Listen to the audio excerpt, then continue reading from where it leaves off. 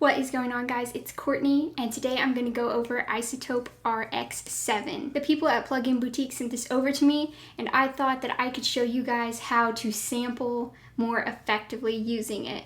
So you found a sample and it has drums in it and a lot of percussive elements that you don't necessarily want. This software will help you take those percussive elements out and make the sample a lot easier to work with. So let's just dive in. I have a sample right here. I'm just going to drag it over. I've already listened to this song before, so I know which part I'm going to sample, but there's a section in this area that I really like, but there are a lot of drums in it, so I want to take those out. So here's the section I want to sample. I'll play it for you with how it is originally, and then I'll show you how to take out the drums.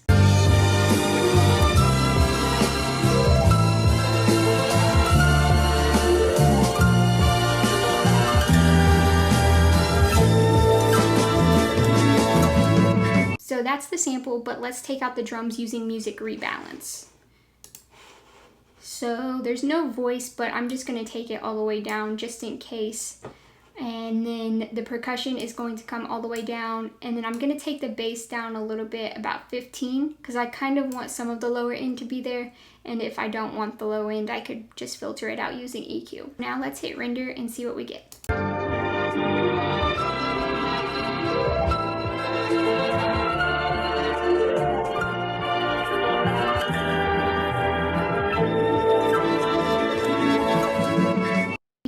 A little bit of the percussive elements, which is totally fine. We can just go to the EQ right here, and I'm going to put a high pass filter on this and take some of that low end out.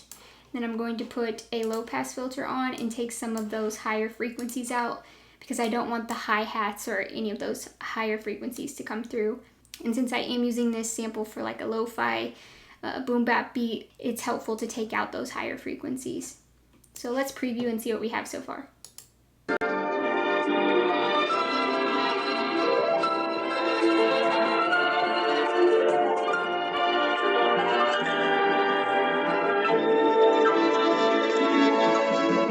Okay, so I really like that, so I'm gonna hit render, close out of this, and now I heard a little bit of a click in there, so now I'm gonna go to de-click, and I'm going to make sure this is on multi-band random clicks, and the sensitivity is around 7.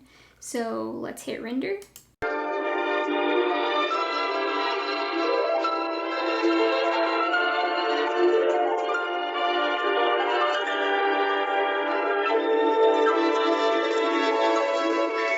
Perfect.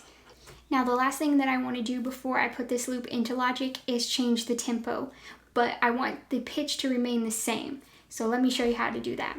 You're going to go down to time and pitch, and this sample is originally 71 beats per minute, but I want it to be around 90. So I'm just going to keep it from 71 and to 90.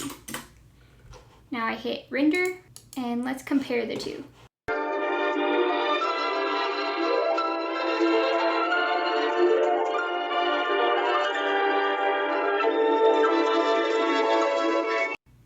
Now this is the one that is changed.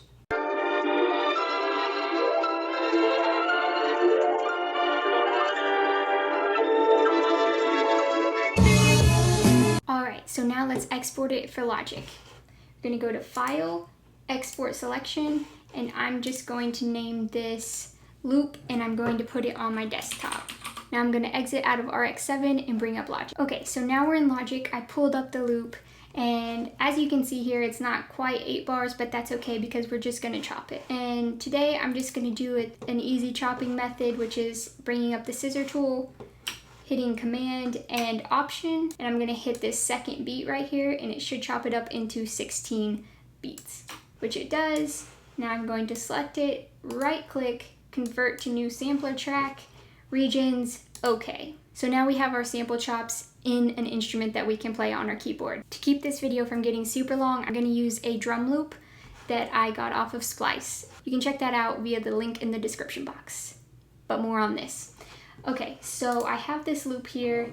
It's just a regular drum break, but it has a fill in it at the end of it, and I don't want the fill to be only 1 bar, so I'm going to make this a 2-bar loop sort of, and I'll show you how to do that. First, let me show you what it sounds like originally. So what I'm going to do is I'm going to take the scissors and I'm going to cut it in half. I'm going to move this fill section all the way to the end of the second bar. And I'm going to hit Option and copy this first part 2 more times. Now I'm going to select the whole thing and copy it once more and drag it. Now here is the loop.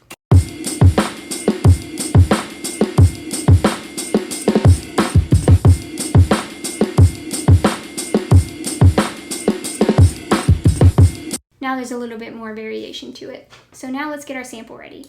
Let's open the EXS24, take the release all the way up, hit mono, take the attack up just a little bit, and let's see how that sounds. There's still some clicks in it, so I'm going to take it up a little bit more on the attack. Alright, now let me play a loop and I'll be back.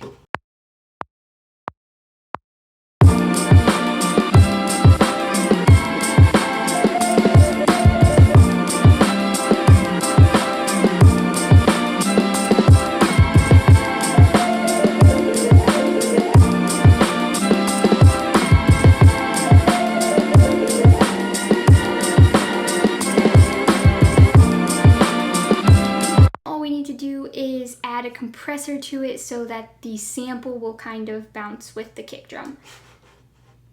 So let's just go to Dynamics, Compressor. Let's send our drums to a stereo output and name it drums. Click this little sidechain section and go to bus 5 since that's what we're on. Okay, so the first thing we want to do on the compressor is turn off the auto gain, turn off the auto, put the release between 150 and 160, turn the attack down to about 1.5, and turn the ratio to about 3 or 4. 3 to 4 is fine. Turn the threshold all the way down, turn the knee all the way up. Now let's hit play and mess with the threshold until we get to about -5 decibels gain reduction.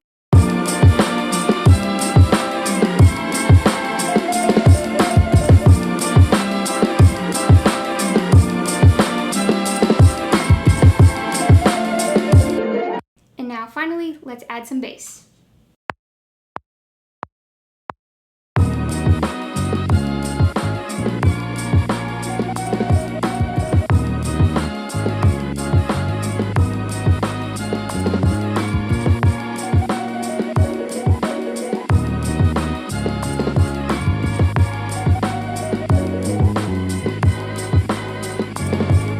And that is how easy sampling is using RX7.